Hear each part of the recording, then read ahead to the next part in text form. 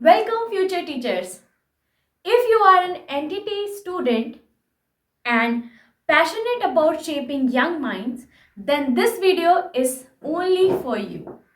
Today, we are going to understand a very important topic in a very simple and clear way. Our today's topic is National Education Policy NEP 2020 and its importance in early childhood education. तो चलिए हम शुरू करते हैं आज का हमारा पहला topic national education policy NEP 2020। इस वीडियो में हम स्लाइड्स के थ्रू जानेंगे कि एनईपी है क्या, नेशनल एजुकेशन पॉलिसी है क्या। ठीक है, तो चलिए हम शुरू करते हैं हमारा आज का टॉपिक एनईपी 2020। इस स्लाइड के माध्यम से हम ये जानेंगे कि इंट्रोडक्शन टू एनईपी, हम एनईपी के बारे में समझेंगे, key goals of NEP, NEP के मेन गोल्स क्या है, role of nursery teachers in NEP, यानी हम जैसे नर्सरी ट्रेन टीचर्स का क्या रोल है, एनटीटी टीचर्स का क्या रोल है आपका एनईपी को लागू करने में या एनईपी को चलाने में। असेसमेंट रिफॉर्म्स इन एनईपी, हम किस तरीके से बच्चों का परीक्षण कर सकते हैं एनईपी में। ठीक है, एनईपी यानी नेशनल एजुकेशन पॉलिसी को लागू करके हम किस प्रकार से ये चीजें कर सकते हैं। Interactive activities to reinforce NEP, ऐसी कौन कौन सी एक्टिविटीज का हम हेल्प ले सकते हैं ताकि हम एनईपी को अपने स्कूल में अपने बच्चों के सामने लागू कर सके। एनईपी एनईपी एनईपी मीन्स बहुत बार मैंने नेशनल एजुकेशन पॉलिसी के बारे में आप सभी को बता दिया है, तो नेशनल एजुकेशन पॉलिसी आखिर है क्या, चलिए देख लेते हैं। National education policy shaping the future of education in India. देखिए, हमारे यहाँ कुछ भी चीजें नई होनी होती है ना, तो हम एक पॉलिसी बनाते हैं। ठीक है, एक तरीके का मतलब एक बिल पास कराते हैं, एक नीति बनाते हैं, रणनीति बनाते हैं हर चीज के लिए। ठीक है, तो ये उसी प्रकार की एजुकेशन को नई दिशा देने के लिए एक पॉलिसी का निर्माण किया गया है 1986 के बाद। ठीक है, आफ्टर 33 डेकेड्स यानी 30 ईयर्स इस पॉलिसी को बनाया गया है। ठीक है, तो पॉलिसी क्या है पहले हम वो देख लेते हैं। The NEP 2020 is India's first comprehensive education policy in over 3 decades.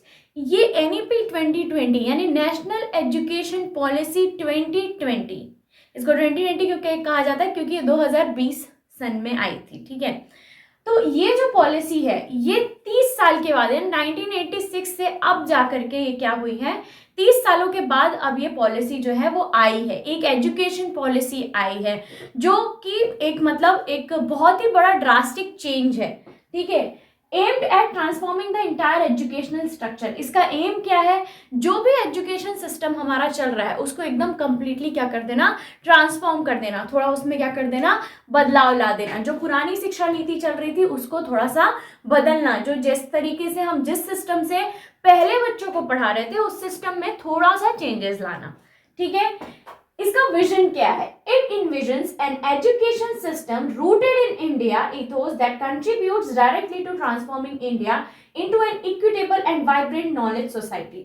इसका विजन ये है कि एजुकेशन को हम इस तरीके से मतलब अपने इंडिया में इस तरीके का एजुकेशन प्रोवाइड करें कि बच्चों के लिए जो लेवल ऑफ एजुकेशन है, यानी वो कहीं भी अब्रॉड भी जाते हैं या कहीं पे भी जाते हैं तो उनको एक समान तरीके का एजुकेशन प्रोवाइड किया जा सके। एक बेसिक एजुकेशन, एक उनकी जो नींव बनाई जाए वो बहुत ही मजबूत बनाई जाए ताकि इंडिया फिर से एक वाइब्रेंट और इक्विटेबल यानी बराबरी की नॉलेज सोसाइटी में नॉलेज सोसाइटी बना सकें। ठीक है, या सोसाइटी जहाँ पे बहुत नॉलेजेबल कंट्रीज हैं वहां पे हम इंडिया को भी रिप्रेजेंट कर सकें। ठीक है, लाइफ लॉन्ग लर्निंग एनईपी का मेन उद्देश्य ये है, मेन उसका एनईपी जो चाहता है वो ये चाहता है कि हम लोग हमेशा सीखते रहें। ठीक है, बच्चे जो है हमेशा लाइफ लॉन्ग लर्निंग यानी उनके लाइफ में जो भी चीजें आती हैं, जो भी एक्सपीरियंस करते हैं उससे वो चीजें सीखते रहें। Promotes holistic flexible multidisciplinary education suited to 21st century needs and aim at bringing out the unique capabilities of each student. इसका मेन फोकस ये है कि लाइफ में बच्चे के अंदर जो भी आप लाइफ लॉन्ग लर्निंग का मतलब ये होता है कि जितनी भी आप शिक्षा ग्रहण करो, ठीक है, उसको आप कहीं ना कहीं उपयोग में लाते रहो। ठीक है, हम ऐसी शिक्षा देना चाहते हैं जो सिर्फ टेक्स्ट बुक से रिलेटेड ना हो। एनईपी ऐसी शिक्षा चाहता है जो टेक्स्ट बुक से नहीं रिलेटेड हो, उसकी कैपेबिलिटीज, हर स्टूडेंट की कैपेबिलिटीज के अकॉर्डिंग उसको प्रॉपर यूनिक नॉलेज दिया जाए हर उस फील्ड का। ठीक है, तो ये तो था इंट्रोडक्शन हमारा एनईपी से कि एनईपी है क्या, इसके गोल्स क्या है, what are the key goals of NEP. The key goals of NEP is universal access. NEP aims for universal access to high quality early childhood care and education for all children aged 3 to 6 years by 2030। यानी गोल यानी कि जो छोटे मोटे AIIMS होते हैं ना, जैसे हमारा एक विजन है, एक लक्ष्य है, बहुत बड़ा लक्ष्य है, ठीक है, विजन है। विजन मीन्स जो फाइनल हमारा रिजल्ट है। जैसे कि हम ये कहें कि मुझे यहाँ से मान लो मुझे यहाँ से जबलपुर तक जाना है, but my first goal would be, मेरा गोल क्या होगा कि मैं सुबह कम से कम 7 बजे यहाँ से निकल जाऊँ। तो उस विजन को यानी उस जबलपुर तक जाने को पाने के लिए मुझे क्या करना पड़ेगा, सुबह 7 बजे एनी हाउ उठना ही पड़ेगा। ठीक है, तो ये क्या किया मैंने, अगर मैं 7 बजे उठ रही हूँ तो ये मेरा क्या है, गोल है, और विजन क्या है मेरा, जबलपुर पहुंचना। ठीक है, तो इसी तरीके से एनईपी का विजन क्या है वो हमने अभी देख लिया। ठीक है, उसको एक नॉलेजेबल सोसाइटी में एक रिकॉग्नाइज प्लेस दिलाना है इंडिया को। ठीक है, लेकिन हम करेंगे कैसे, ठीक है, हमारे गोल्स क्या होने चाहिए, छोटे छोटे स्टेप्स क्या होने चाहिए। तो सबसे पहला स्टेप होना है इसका कि 2030 तक कहीं पे भी 3 से 6 साल के बच्चों को, यानी हर 3 से 6 साल के बच्चे को अर्ली चाइल्डहुड केयर एजुकेशन के हिसाब से उसे शिक्षित किया जाए। अब अर्ली चाइल्डहुड केयर एजुकेशन यानी ECCE ये है क्या, तो मैं आपको बता दूं कि एनटीटी में ECCE एक पर्टिकुलरली एक सब्जेक्ट है जिसकी वीडियोस हम आगे देखेंगे। अर्ली चाइल्डहुड केयर एजुकेशन के बारे में भी मैं आपको बहुत ही अच्छे तरीके से सारी चीज़ें बताऊंगी। ठीक है, पहले हम इसको समझ लेते हैं। Integrated curriculum adopts a flexible multifaceted play based inquiry driven and storytelling based learning model। यानी कि एनईपी चाहता है कि हम इंटरैक्टिव लर्निंग पे फोकस करें। ठीक है, उसका गोल क्या है कि इंटरैक्टिव लर्निंग को बढ़ावा दिया जाए। ठीक है, कोई भी चीज़ अगर हम पढ़ा रहे हैं तो वो प्ले बेस्ड होनी चाहिए, मतलब उसमें से बच्चे का इंक्वायरी वगैरह आना चाहिए। ठीक है, उसमें स्टोरी टेलिंग होना चाहिए, उसमें मतलब ये बेसिक जो प्लेवे वाले जो मॉडल्स है ना उनको लेकर के टीचिंग कराई जाए। ठीक है, होलिस्टिक डेवलपमेंट, और क्या गोल है इस सब चीज़ों का, और क्या गोल है, गोल ये है कि बच्चे का सर्वांगीण विकास हो सके। सर्वांगीण विकास का क्या मतलब होता है, हर तरीके से विकास। होलिस्टिक यानी होल यानी कि कंप्लीट डेवलपमेंट। ठीक है, अब होलिस्टिक डेवलपमेंट किस तरीके से होगा बच्चे का, जब उसका कॉग्निटिव, इमोशनल, फिजिकल और सोशल डेवलपमेंट होगा, तब हम बच्चे को कहते हैं कि उसका क्या हुआ है, सर्वांगीण विकास हुआ है। जब उसका रचनात्मक, भावनात्मक, ठीक है, उसका शारीरिक और मानसिक सभी प्रकार का जब उसका विकास होता है तब हम उसको कहते हैं होलिस्टिक डेवलपमेंट। तो एनईपी चाहता क्या है कि हर 3 से 6 साल के बच्चे को हम क्या प्रोवाइड कराएं, होलिस्टिक डेवलपमेंट, उसमें हम सर्वांगीण विकास कर सकें। ठीक है, एक लेवल तक जहां तक हम कर सकते हैं। तो ये क्या था, की गोल्स ऑफ एनईपी 2020। तो चलिए हम आगे की स्लाइड में पढ़ते हैं। So one next slide is foundational learning, यानी कि फाउंडेशन क्या होना चाहिए, फाउंडेशन यानी कि नींव होता है। ठीक है, एनईपी में नींव वाली शिक्षा यानी बेसिक नॉलेज हमें क्या प्रोवाइड करना है, एनईपी क्या चाहता है, हमारे नेशनल एजुकेशन पॉलिसी में क्या लिखा हुआ है। ठीक है, तो एनईपी चाहता है literacy and numeracy. Literacy and numeracy का मतलब होता है कि साहित्यिक और गणित। ठीक है, साहित्य और गणित। अब साहित्य कितने प्रकार के होते हैं, 2 ही साहित्य हैं जो हम बच्चों को पढ़ाते हैं, साहित्यिक लैंग्वेज यानी कि बेसिक जो हमारी लैंग्वेज है।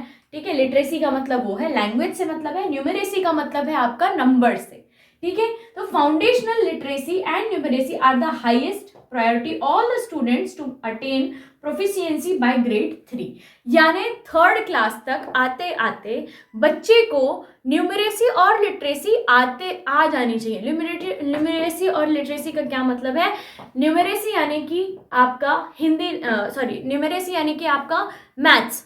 ठीक है, बच्चे को क्या आनी चाहिए, मैथ्स के नंबर प्लस माइनस करते आना चाहिए, पहचान आनी चाहिए, आपका जो बेसिक मैथ है वो सारी आपको क्लास 3rd तक बच्चे को आनी चाहिए। ठीक है, बेसिक न्यूमरेसी। ठीक है, इसके बाद लिटरेसी यानी कि हिंदी और इंग्लिश लैंग्वेज, उसमें बच्चा लेटर्स को पहचान सके, ठीक है, लेटर्स को पहचानता आता हो, उसको अक्षर का ज्ञान हो, जोड़कर लिख सके, जोड़कर पढ़ सके, बोल सके, कोई बोल रहा है तो स्पेलिंग वगैरह लिख सके। तो ये सारी चीज़ क्या है, बेसिक लिटरेसी और न्यूमरेसी के अंतर्गत आती है, जो कि हमको कहाँ तक करनी है, ग्रेड 3 तक यानी क्लास 3 तक करनी है। Learning through play, play based learning को बहुत ही ज़्यादा फोकस किया गया है एनईपी में। प्ले बेस्ड लर्निंग को इसलिए ज़्यादा फोकस किया गया है एनईपी में क्योंकि ऐसा कंसीडर किया जाता है कि जब बच्चा किसी चीज़ को छू कर यानी हैंड्स ऑन प्रैक्टिस या एक्सपेरिमेंटल होकर करता है तो वो चीज़ उसके दिमाग में ज़्यादा देर तक रह जाती है, ठीक है, मतलब एज कंपेयर टू अगर बच्चा उस चीज़ को सिर्फ लिखकर और बोलकर या पढ़कर समझ रहा है। अगर उस चीज़ को वो प्लेवे मेथड से या थोड़ा एक्टिविटी ओरिएंटेड हो करके, ठीक है, ऐसी चीज़ें करता है तो क्या होता है, जो उसका नॉलेज है, ठीक है, जो उसको नॉलेज मिल रहा है वो एक कंप्लीट नॉलेज हो जाता है और वो इजीली इस चीज़ को समझ सकता है, ठीक है। Now the most important foundation of NEP is teacher training. Teacher training जो सबसे ज़्यादा इंपॉर्टेंट है, एनटीटी जो हम कर रहे हैं, ठीक है, एनईपी में कहा गया है कि आपको क्या कराना है, कराते रहना है, टीचर की ट्रेनिंग कराते रहना है। empowers educators with ECCE pedagogy including child psychology, storytelling and age appropriate activities। अब टीचर्स ट्रेनिंग में होना क्या क्या चाहिए, किन किन सब्जेक्ट्स पे मेन फोकस होना चाहिए, तो वो होना चाहिए आपका ECCE यानी early childhood care education, pedagogy, ठीक है, child pedagogy, child psychology, story telling, ठीक है, और एज के अनुसार जो भी एक्टिविटीज उन बच्चों को करानी है उन सब की ट्रेनिंग टीचर्स को मिलती रहनी चाहिए। तो जैसे कि हमने पता किया था बीएड डीएड हो गया, ठीक है, डीएड होता है हमारे यहाँ, ठीक है, बीएड होता है, तो इसमें हम क्या करते हैं, इसमें हम सीखते हैं कि क्लास में हमें किस प्रकार से पढ़ाना है। लेकिन मैं आपको बता दूं डीएड और बीएड, डीएड हम देखें तो फर्स्ट से लेकर के हम कहाँ तक के बच्चों को पढ़ाते हैं, 5th तक के, ठीक है, ये एलिजिबिलिटी क्राइटेरिया है बाय गवर्नमेंट। बीएड में हम क्या करते हैं, बीएड में हम पढ़ाते हैं आपका 6 to 8 बच्चों को पढ़ाते हैं, लेकिन हमें अब प्राइमरी से फोकस करना है, प्री प्राइमरी जिसे हम कहते हैं, नर्सरी एलकेजी यूकेजी। तो माय डियर एनटीटी स्टूडेंट्स, आप उसी के लिए ट्रेनिंग ले रहे हो और यही टीचर्स ट्रेनिंग है, ठीक है। क्यों, क्योंकि 3 साल में बच्चा कौन सी क्लास में आता है, 3 साल में बच्चा क्लास फर्स्ट में तो नहीं आता ना, तो 3 साल के बच्चे को कौन पढ़ाएगा, जो एनटीटी ट्रेन टीचर होगा, ठीक है, जो ट्रेंड होगा, जो नर्सरी ट्रेन टीचर होगा, ठीक है। क्यों, क्योंकि हमने, हमारा गोल क्या है आपको याद होना चाहिए, एनईपी का गोल क्या है, 3 से 6 ईयर्स के बच्चों को हम कैसे एजुकेशन प्रोवाइड करें, ECCE के थ्रू। तो ECCE कौन सीख रहा है, नर्सरी ट्रेन टीचर्स ही ECCE को सीख रहे हैं, ठीक है। तो चलिए अब हम बढ़ते हैं हमारी नेक्स्ट स्लाइड में। Now our next topic says pedagogical shifts and ECCE, transforming teaching practical। मतलब टीचिंग पैडागोजीज है ना, जो हम बच्चों को, पैडागोजी का मतलब होता है शिक्षा शास्त्र, ठीक है, शिक्षा शास्त्र का मतलब क्या होता है कि हम बच्चे को शिक्षा किस प्रकार से दे रहे हैं। तो एनईपी जब से आया है ना तो एक ट्रांसफॉर्मेशन हो गया है, जो हम टीचिंग जो हम करते आ रहे थे उसमें क्या हो गया है, ट्रांसफॉर्म हो गई है टीचिंग, ठीक है, उसमें शिफ्ट्स आ गए हैं, मतलब शिफ्ट यानी कि वो बदल चुकी है। वो किस तरीके से बदल चुकी है, अब हम क्या कराते हैं, अब हम रॉट लर्निंग पे फोकस नहीं करते, रॉट लर्निंग यानी रट्टा वाले ज्ञान पे फोकस नहीं करते। हमारी लर्निंग क्या हो गई है, फ्लेक्सिबल लर्निंग हो रही है। Encourage modular multi level and play and activity based learning over rigid curriculum. यानी जिस तरीके से हमारा पहले करिकुलम था कि कोई चीज़ को बिल्कुल रट्टा मार के याद कराते रहना है, बिल्कुल वो चीज़ याद हो ही जानी चाहिए, है ना, टीचर आ रहे हैं सुबह से शाम सिर्फ रट्टा मरवा रहे हैं। लेकिन एनईपी का क्या है, एनईपी क्या चाहता है कि अब जो है उसमें क्या चेंजेस आए हैं लर्निंग में, टीचिंग में, कि अब हमें फ्लेक्सिबल टीचिंग करनी है, जिससे बच्चे का कंसेप्ट जो क्लियर हो, वो कई तरीके की एक्टिविटीज को करते हुए हो। जो भी बच्चा टॉपिक समझ रहा है वो प्ले बेस्ड लर्निंग या स्टोरी टेलिंग मॉड्यूलर से समझे, ठीक है। इस तरीके से इसमें क्या हुआ है, टीचिंग जो है वो थोड़ी सी ट्रांसफॉर्म हुई है। और क्या हुआ है, एक्सपेरिएंशियल एजुकेशन यानी लर्निंग बाय डूइंग पे ज्यादा फोकस होने लगा है। लर्निंग बाय डूइंग यानी वही हैंड्स ऑन एक्सपीरियंस।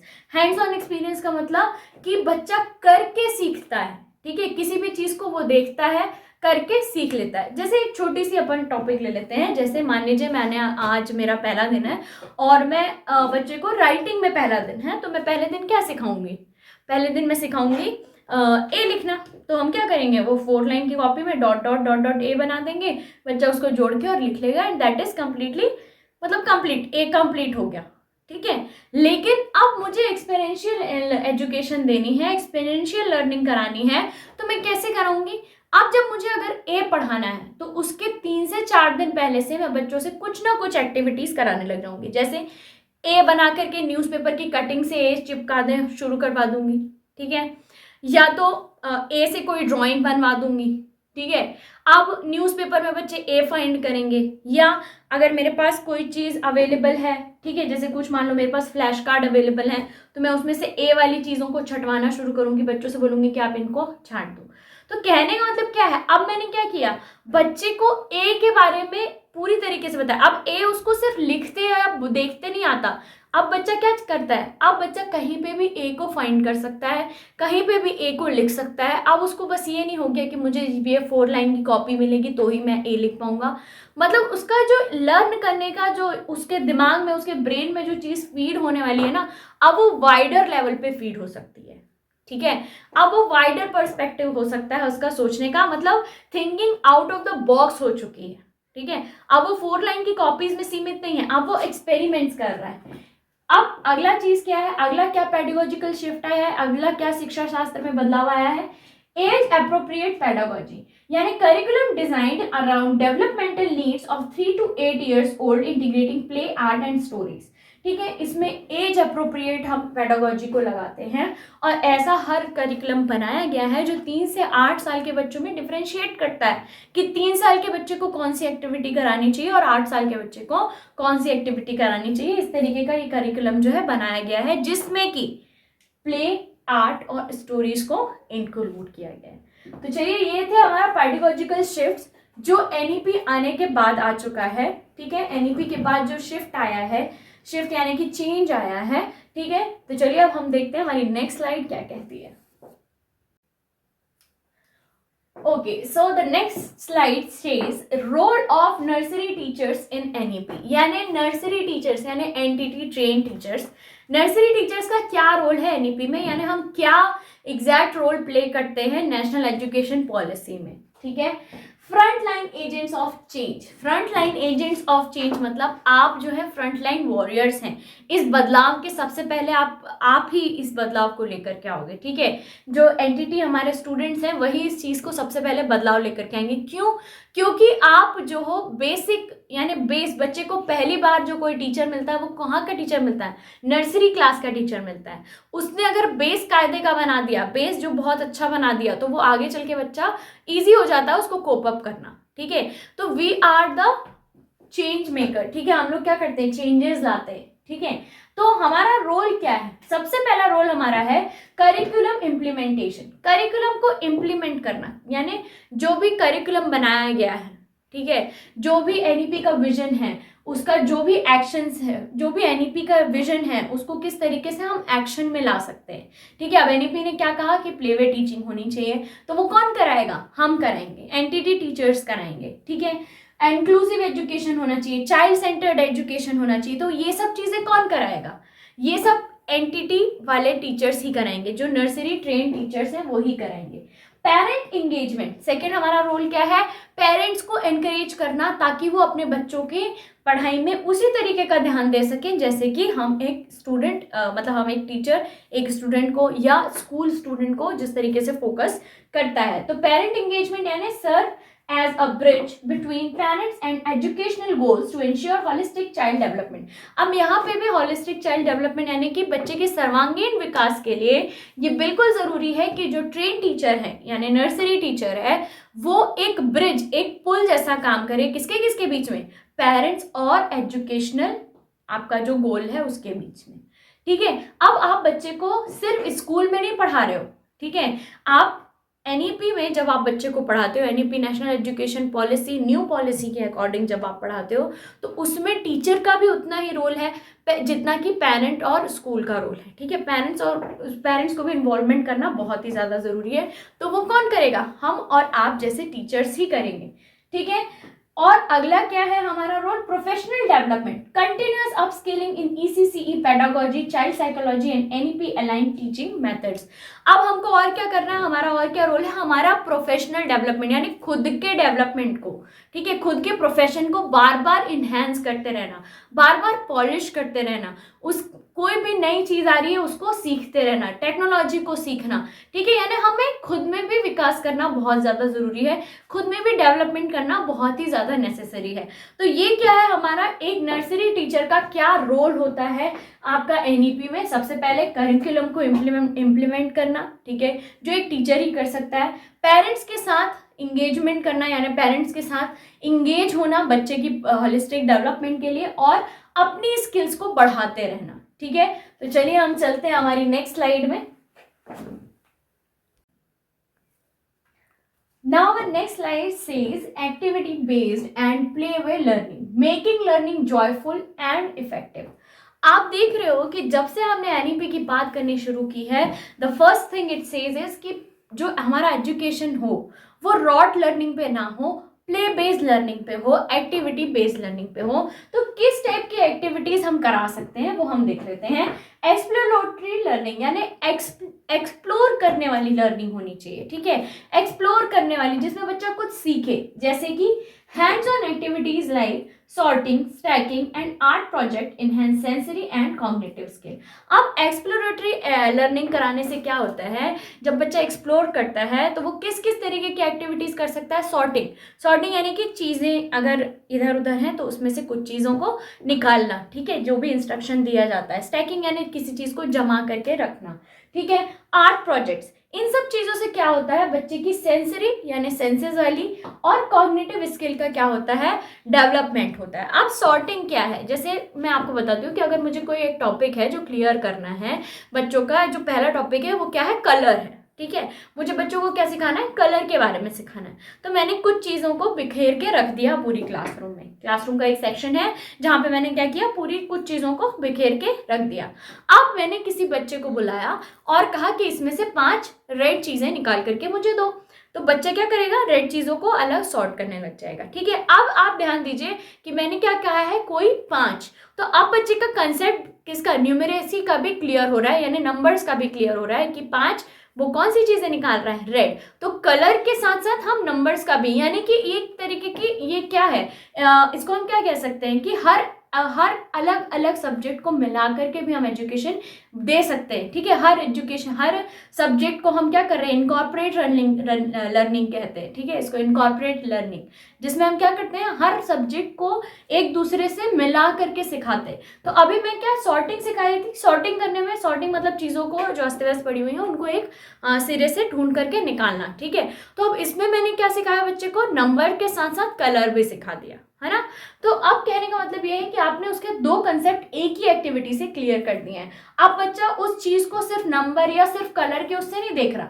अगर मैं कहूँ कि सिर्फ कलर, मान लो बेटा इसमें से ऑरेंज कलर की चीजें निकाल दो, तो एक ही कंसेप्ट क्लियर हो रहा है। पर अगर मैं इसमें नंबर जोड़ दूं, ठीक है, कि 4 ऑरेंज कलर की चीजें निकाल दो, तो अब बच्चे की 2 कंसेप्ट एक साथ एक ही एक्टिविटी में क्लियर हो रहे हैं। प्लस अब बच्चा उसको सिर्फ कलर या नंबर्स के थ्रू अलग अलग नहीं देख रहा, अब वो उसमें ये देख रहा है कि कोई भी चीज किसी भी चीज से इनकॉर्पोरेट हो सकती है, मिलाई जा सकती है, ठीक है। इसके बाद स्टोरी टेलिंग एंड म्यूजिक, यानी हमको जो भी चीजें पढ़ानी है, जैसी भी चीजें हैं, मान लीजिए स्टोरी बेस्ड है, मान लीजिए कुछ अगर हम पढ़ा रहे हैं तो उसमें हमें पहले कुछ स्टोरीज होनी चाहिए, किसी तरीके का म्यूजिक होना चाहिए। जैसे अगर हम ए ही पढ़ा रहे हैं, ए से स्टार्ट होने वाले लेटर्स को पढ़ा रहे हैं, तो बहुत प्यारी प्यारी पोएम्स आ रही हैं इस समय कि ए से शुरू होने वाले 3 वर्ड की स्पेलिंग जो होती हैं उसमें हम अलग अलग तरीके की पोएम्स का यूज कर सकते हैं, ठीक है। और ताकि क्या हो, एक मेमोरी और इमेजिनेशन बच्चे में बन सके।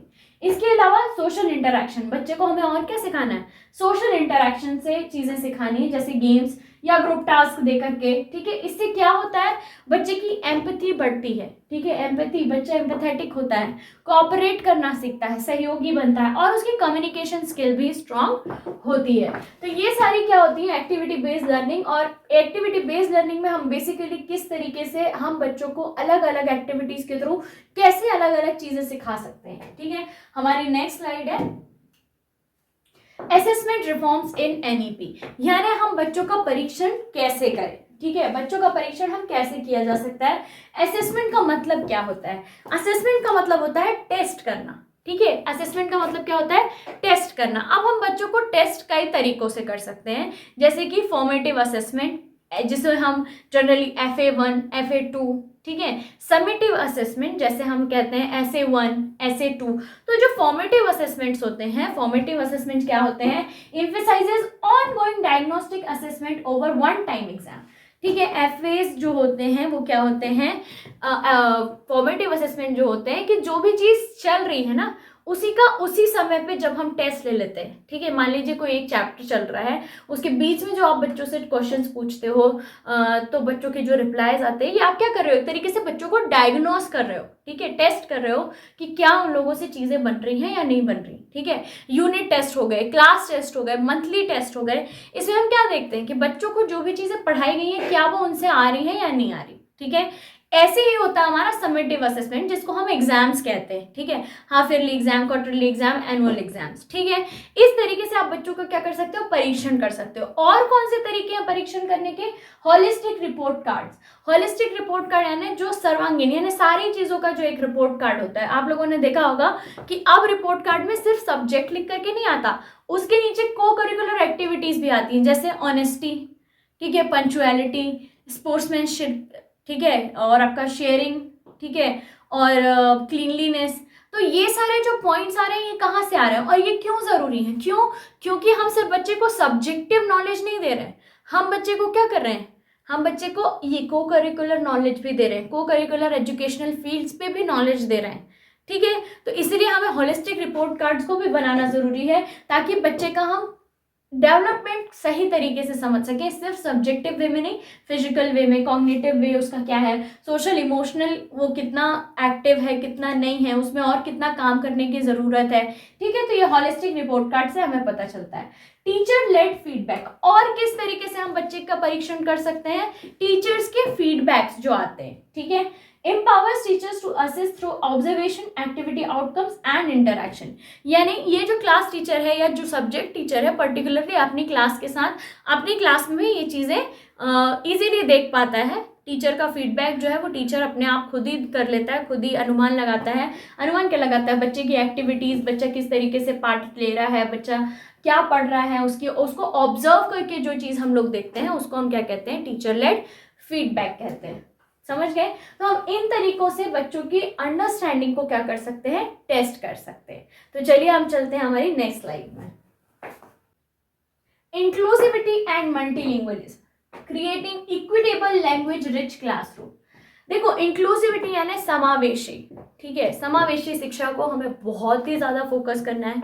समावेशी शिक्षा को हमें क्यों फोकस करना है? क्योंकि कहीं भी कोई बच्चा कितने भी डाइवर्स बैकग्राउंड से आ रहा हो, कितने भी अलग बैकग्राउंड से आ रहा हो, उसका बाहर का क्या चीज़ है, वो मतलब वो स्कूल से निकलने के बाद क्या है, वो उस पर हमें फोकस नहीं करना होता। इंक्लूसिव एजुकेशन का मतलब होता है कि हर बैकग्राउंड का बच्चा, हर एक लेवल का बच्चा हमारे स्कूल में सेम है, इक्वली हम उसको पढ़ा सकते हैं। प्लस मल्टीलिंगुअलिज्म यानी कि जब हम बच्चे को पढ़ा रहे हो तो हमारी जो भाषा होनी चाहिए, it shouldn't be only English. अगर मैं अभी, आप सोचो, अगर मैं अभी आपको पढ़ा रही हूँ और मैं कंटिन्यूसली सिर्फ इंग्लिश बोलती रहूँगी, तो ऐसे बहुत सारे मेरे व्यूअर्स होंगे, ऐसे बहुत सारे एनटीटी के स्टूडेंट्स होंगे जिनको कंप्लीट बात समझ में नहीं आएगी, ठीक है। रीजन क्या है? हमारी मदर टंग लैंग्वेज। तो एनईपी भी चाहता है, क्या चाहता है? कि use of local language, emphasizes on the mother tongue or regional language as the medium of instruction until grade 3। NEP चाहता है कि जो बच्चा जिस मदर टंग लैंग्वेज का, मतलब उसकी जो भी मदर टंग है, जो भी उसकी मातृभाषा है, एटलीस्ट फॉर क्लास 3rd तक हमें उसी मातृभाषा में ही बच्चे को पढ़ाना है, समझाना है और सिखाना है, ठीक है। Use of local language. इसके बाद diverse learner needs and gender and social equality, adopts universal design principles to include children from different backgrounds and abilities, ठीक है, उनकी अलग अलग क्षमता के अनुसार के बच्चे जो भी, ठीक है, कुछ बच्चे जल्दी ग्रैब कर लेते हैं चीज़ों को, कुछ बच्चे स्लो लर्नर होते हैं, कुछ लेट ब्लूमर्स होते हैं, कुछ मतलब किसको लिखने में दिक्कत होती है। तो इन सभी चीज़ों को हमको क्या करना है? इंक्लूसिव यानी समावेश करना है, अपने अंदर लाना है, अपने उस एजुकेशन फील्ड के अंतर्गत लेकर के आना है और उनके हिसाब से ही बच्चों को पढ़ाना है। जेंडर एंड सोसाइटल यानी हमको क्या करना है, जेंडर सेंसिटिविटी को प्रमोट करना है। क्लासरूम में जो भी चीज़ें कराई जा रही है वो जेंडर इक्वालिटी के बेस पे होने चाहिए। जेंडर इक्वालिटी यानी मेल फीमेल स्टूडेंट, ठीक है, उनकी जेंडर्स के हिसाब से उनको मतलब डिवाइड नहीं करना चाहिए कि क्लास मॉनिटर होगा तो वो लड़का ही होगा, या डस्टबिन अगर आपको खाली करवाना है तो वो सिर्फ लड़की ही हो सकती है, या बोर्ड रब करवाना है तो वो सिर्फ लड़का ही हो सकता है। तो इस तरीके से हमको जेंडर बायस नहीं होना, किसी एक जेंडर के प्रति अपना बहुत ज़्यादा समर्पण नहीं दिखाना। हमें दोनों ही जेंडर्स को इक्वल अपॉर्चुनिटीज प्रोवाइड करनी है और इक्वल ही रखना है। क्यों? क्योंकि जब हम स्कूल्स में आते हैं तो हम स्कूल में क्या कहते हैं, students, male student, female student, girl student, boy student तो नहीं बोलते ना, हम क्या बोलते हैं, student. That means we all are equal in our school. हम स्कूल्स में क्या है, सारे लोग क्या हैं, इक्वल है, ठीक है।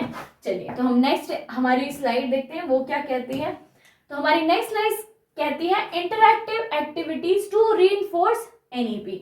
अब हम ऐसी कौन सी एक्टिविटीज कराएं जिससे एनईपी में हम मतलब जिससे एनईपी को हम लागू कर सकें, ठीक है। तो ये आप सभी लोग अभी तक शुरुआत से लेके ये सारी चीज़ें हम समझते ही आ रहे हैं कि क्या एक्टिविटी होंगी, आप खुद भी बता सकते हो। प्ले बेस्ड लर्निंग होनी चाहिए, स्टोरी टेलिंग होनी चाहिए, ठीक है, और क्या होना चाहिए, ग्रुप में एक्टिविटीज़ होनी चाहिए, ठीक है, और टीचर्स का जो है डेली का लेसन प्लान बनना चाहिए, ठीक है, डेली उनको कुछ ना कुछ एक्टिविटीज़ करानी है, स्टोरी टेलिंग होनी चाहिए, म्यूजिक होना चाहिए, एक्सप्लोरेटरी लर्निंग होनी चाहिए यानी एक्सप्लोर करके, हैंड्स ऑन एक्टिविटीज़ होनी चाहिए, हैंड्स ऑन प्रैक्टिस होना चाहिए, ठीक है। तो ये सारी क्या है, इंटरैक्टिव एक्टिविटीज़ हैं। Learning through participation and practice, बच्चा जो है वो चीज़ों को कैसे सीखेगा, पार्टिसिपेट करके, ठीक है, किसी भी एक्टिविटी में पार्टिसिपेट, हिस्सा लेकर के और उस चीज़ की प्रैक्टिस करके, ठीक है। तो देख लेते हैं NEP role plays simulate classroom scenarios using NEP aligned method like storytelling and sensory play। NEP में जो भी चीज़ें दी गई हैं कि आपको किसी क्लास को किस तरीके से लेना है, तो उसको हम पढ़ के क्या करेंगे, ये चीज़ करेंगे। Curriculum mapping group exercises to align existing lesson plan with NEP competencies, यानी एनईपी के तहत जो भी हमारे लेसन प्लान हैं उनको हमको एनईपी के डिज़ाइन के हिसाब से डिज़ाइन करना है। अब एनईपी का डिज़ाइन यही कहता है कि उसमें न्यूमेरेसी और लिटरेसी पे फोकस होना चाहिए, ठीक है, और हैंड्स ऑन एक्टिविटीज़ होनी चाहिए, यानी हैंड्स ऑन लर्निंग मतलब बच्चा करके सीखे, ठीक है, एक्सपीरियंस सीखे, एक्सप्लोर करके सीखे। तो यही सारी चीज़ों को हमें क्या करना है, अपने लेसन प्लान में इंक्लूड करना है। Trainee document daily learning and classroom practices linked in to NEP ideals, यानी कि जो टीचर है, जो ट्रेनर है, जो ट्रेनी है, जो मतलब टीच कर रहा है, उसको एनईपी को ध्यान में रखते हुए ही चीज़ों को क्या करना चाहिए, बनाना है और उसी के अकॉर्डिंग ही बच्चों को क्या करना है, पढ़ाना है। कंक्लूजन, तो देखिए हम लोग आ चुके हैं ऑलरेडी एनईपी के लास्ट स्लाइड में, ठीक है, जिसमें हमारा कंक्लूजन है। कंक्लूजन क्या कहता है, बिकमिंग एनईपी रेडी एजुकेटर्स। इस स्लाइड के एंड होने में आपको क्या बनना है, NEP ready educator. NEP ready educator का मतलब आप एनईपी के बारे में सारी चीज़ें जान चुके हो, सभी चीज़ें आप समझ चुके हो, ठीक है। नेशनल एजुकेशन पॉलिसी का विजन क्या है, गोल क्या है, ठीक है, तो ये आप कैसे कर रहे हो, कैसे समझ रहे हो, पॉलिसी अवेयरनेस, यानी आप क्या कर रहे हो, पॉलिसी के बारे में सभी तरीके की चीजें को जानते हो, ठीक है, आप पॉलिसी से अवेयर हो। प्रैक्टिकल एप्लीकेशन, प्रैक्टिकल एप्लीकेशन यानी आप जो चीज आपने पढ़ी है, ठीक है, जो चीज हमने देखी है उसको आप क्लास में लागू कर रहे हो, यानी उसको अप्लाई कर रहे हो, ठीक है, that is practical application. Life long learning, life long learning का मतलब जो भी हम टीचर्स हैं, ठीक है, ये निरंतर सीखते रहेंगे, अपनी प्रोफेशनल क्वालिटीज को अपस्किल करते रहेंगे, ठीक है। तो इसी तरीके से हम क्या बन सकते हैं, एक एनईपी रेडी एजुकेटर्स बन सकते हैं। Empower to teach, inspire and transform, हम क्या करेंगे, एक सशक्त इंसान बनेंगे, सशक्त टीचर बनेंगे जो पढ़ा सकते हैं, चीज़ों को ट्रांसफॉर्म कर सकते हैं, ठीक है, और लोगों को इंस्पिरेशन भी दे सकते हैं। तो this was all for today. आप लोग मेरे ख्याल से एनईपी के बारे में ज़्यादा से ज़्यादा चीज़ें समझ चुके होंगे।